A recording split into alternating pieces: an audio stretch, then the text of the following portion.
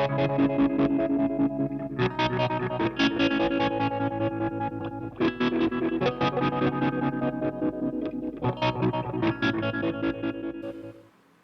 guys, build report for the big knob, which is this one, this pedal in my hand. It's a circuit that I have made. It's a Frankenstein of a one knob fuzz and a big muff tone control, hence the name big knob. It turned out really well. The combination of the two circuits work really well together. The big muff tone control has a massive range on it, I like it as a tone control. It's, yeah, I think it's quite good. So we'll have a look at the inside of the pedal and a brief look at the schematic. As I've said in many other videos, not an electronic engineer, I'll just go over some of the basic things that I understand about electronics anyway. So let's take a look at it on the bench. So we'll take a look at the schematic first. This is the schematic that I've printed off. It's actually version 1.2, not version 1. I have to change that on the actual document. So as you can see from the first part of the circuit over here, so if we just sort of cut the circuit off, get rid of all that side of the circuit, you're looking at pretty much a fuzz face type of fuzz. You've got two transistors, Q1 and Q2, and if you take a look at the fuzz face schematic now, if you get it up on your screen and compare it, you'll see that it's very similar.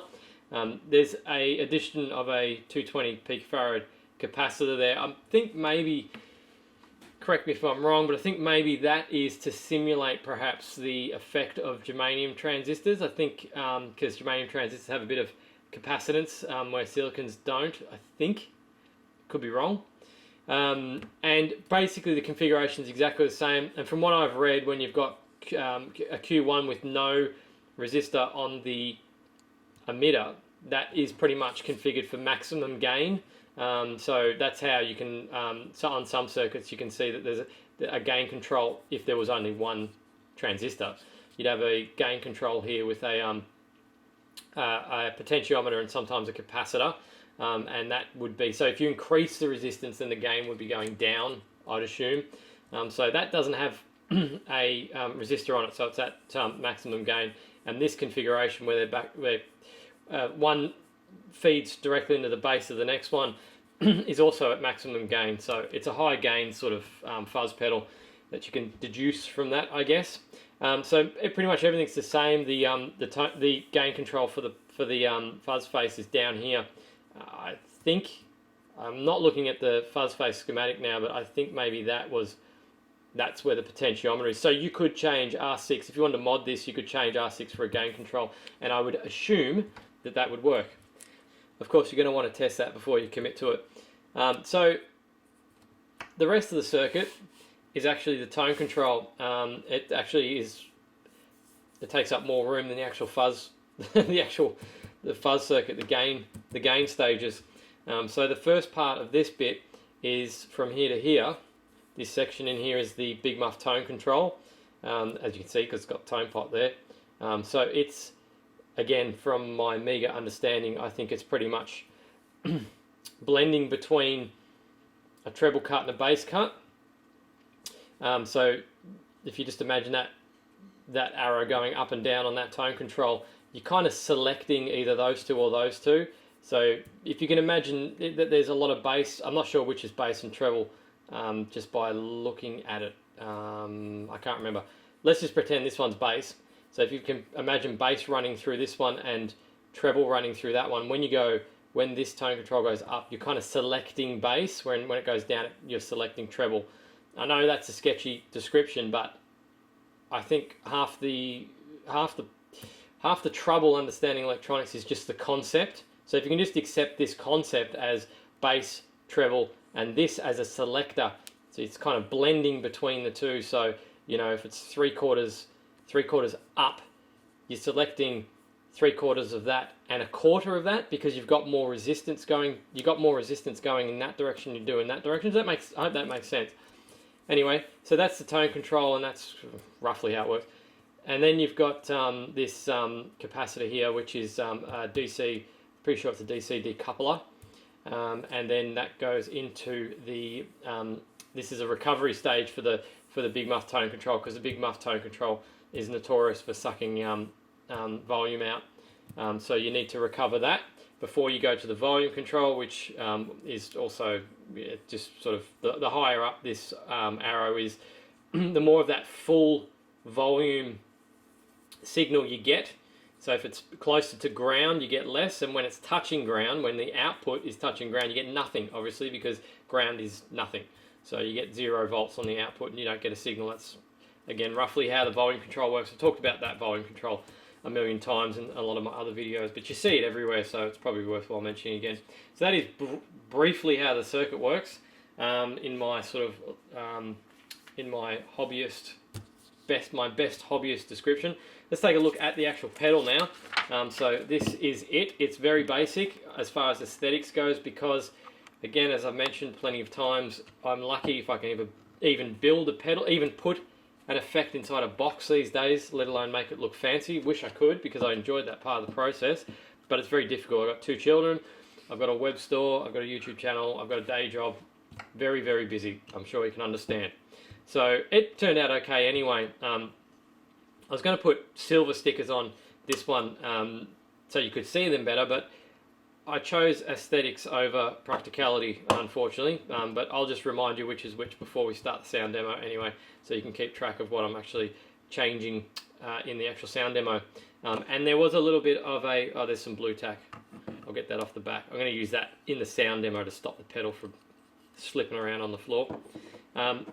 There was a little problem up here. I think I'll probably put that video on first before I do this one. So if you've seen that video, you'll know what the problem was, and the video was about fudging it, and I fudged it, and I'll show you on the inside. Let's get the back off.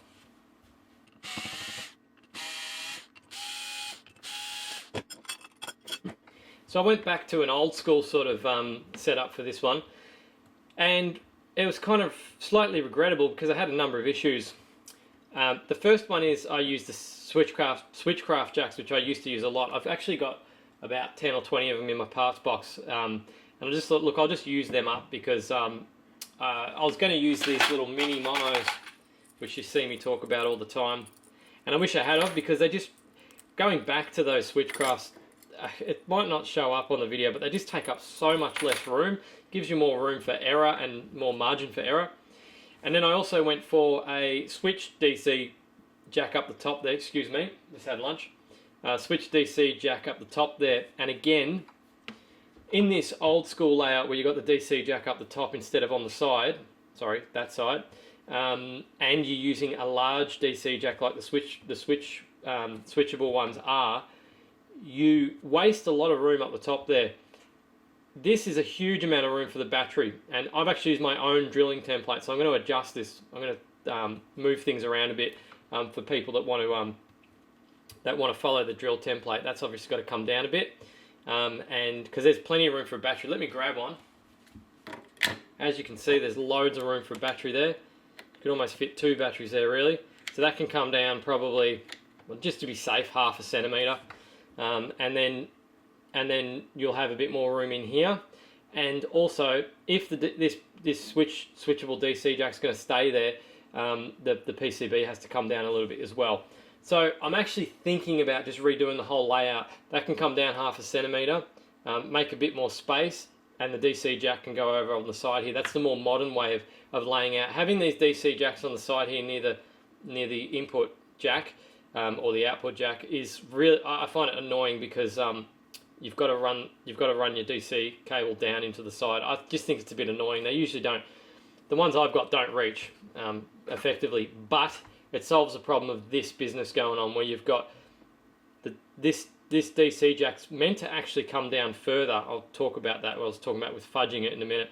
That's supposed to come down further, so you've got to push everything down. It's a waste of space. And then on the front, you can see that the knobs are lower. They'd look obviously better if even just sort of maybe just 1/2 centimetre or a centimetre up.